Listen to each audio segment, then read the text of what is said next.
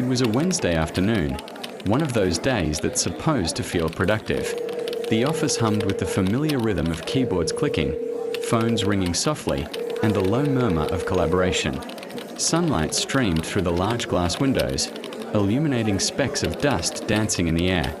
People were everywhere, moving with purpose, sharing ideas, connecting over spreadsheets and coffee. And yet, Leo sat there, feeling adrift. He smiled when a colleague passed his desk. He nodded, offered input in meetings, held a pen he wasn't even using. But behind that professional mask was a quiet void, a chasm that no one in that busy office could see. Later, as he sat on the crowded train home, the noise of the city morphed into a single, overwhelming hum. It wasn't the lack of quiet that was unsettling, it was the lack of resonance. And for a moment, he wondered, how can I feel so disconnected when I'm plugged into everything? This feeling isn't unique to Leo. It's a quiet epidemic of the modern age. We've built cities that scrape the sky and social networks that span the globe. We carry the entire world in our pockets, a constant stream of faces, updates, and invitations. We are more connected, technically, than any generation in human history. So why do so many of us feel like Leo, adrift in a sea of people? Why does loneliness ache the most when we are not actually alone? The answer isn't about the number of people around you. It's about the quality of the connection. It's the difference between being seen and being truly perceived.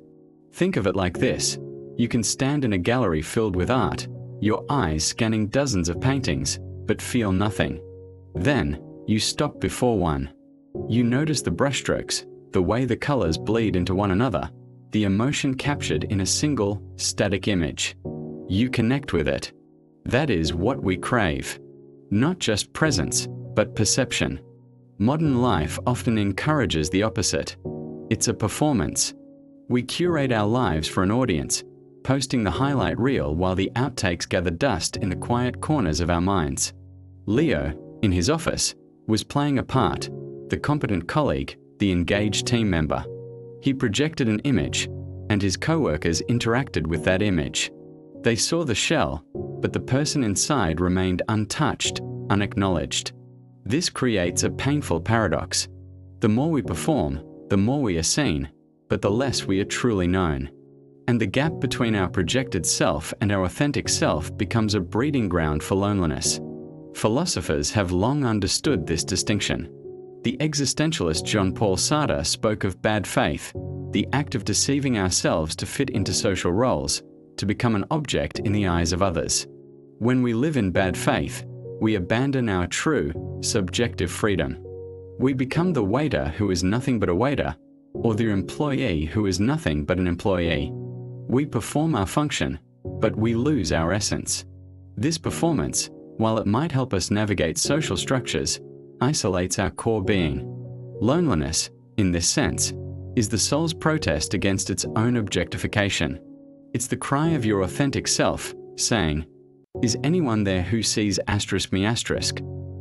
This feeling is amplified by the architecture of our digital lives. Social media platforms are designed for broadcasting, not deep connection. We scroll through 1,000 curated moments, a friend's vacation, a cousin's engagement, a colleague's promotion. We like, we comment, we share. These are transactional interactions, quick and shallow. They provide the illusion of social engagement without the substance. It's like snacking on junk food all day. You're constantly consuming something, but you end up feeling empty and malnourished. Psychologically, this is known as a lack of attunement. Attunement is what a mother does with her infant. She mirrors its expressions, responds to its cries, and tunes into its emotional state. It's a non-verbal dance of deep, reciprocal understanding. It's the feeling of being in sync with another person. As adults, we still crave this. We find it when a friend listens without judgment, when a partner understands what we mean without us having to say it, when someone's eyes reflect back our own unspoken fears and joys. This is the bedrock of genuine connection. Loneliness in a crowd is often just a profound lack of attunement. The music is playing, but no one is dancing with you. So, What does this loneliness reveal? We often see it as a weakness, a social failure. But perhaps it's the opposite. Perhaps it is a sign of strength.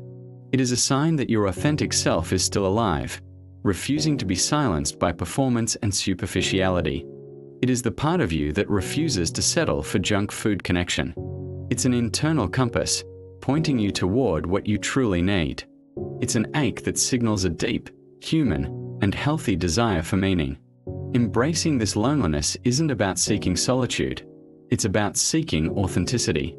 It begins not in a crowd, but in the quiet space within yourself. It's about dismantling the performance, bit by bit. It's asking yourself, who am I when no one is watching? What do I truly think, feel, and want, beyond the script I've been given? It's about having the courage to be vulnerable, to share a piece of your UN-curated self with someone you trust, to risk being seen, not for the part you play, but for who you are. This journey inward doesn't magically erase the feeling of loneliness overnight, but it reframes it. The ache becomes less of a void and more of a space for self-discovery, a space for cultivating inner peace, independent of external validation. You start to become your own anchor in the crowded sea. The need for others to see you lessens as you learn to see yourself. Ultimately, the feeling of being lonely in a crowd is a profound invitation. It's a call to move from the shallow end of human interaction to the deep. It reveals that our greatest hunger is not for attention, but for resonance. It shows us that true connection is not about being surrounded by people, but about being in sync with a soul, whether it's another's or, most importantly, your own. And in answering that call, you don't just find connection, you find freedom. The freedom to be, unapologetically and entirely, yourself. And you realize that even in a silent room, a person who is at peace with themselves is never truly alone.